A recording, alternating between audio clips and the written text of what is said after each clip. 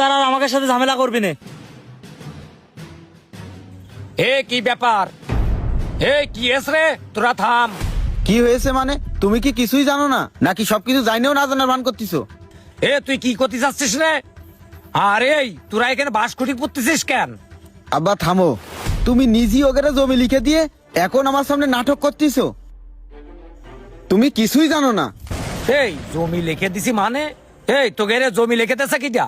কি হাত দেবে? তোমার জমি, তুমি তো আমাকে 2 বার নামে লিখে দিছো।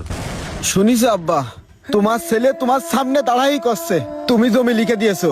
তাকে দুইজনের তুমি জমি লিখে দিয়েছো। আর আমি কি তোমার ছেলে না আব্বা?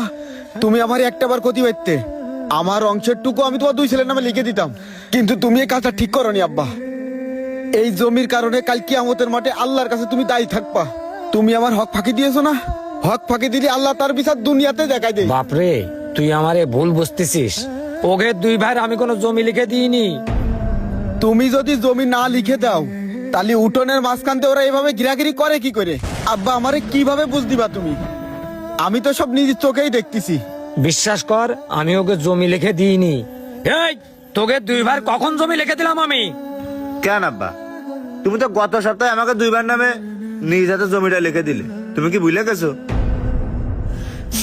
আর কি প্রমাণ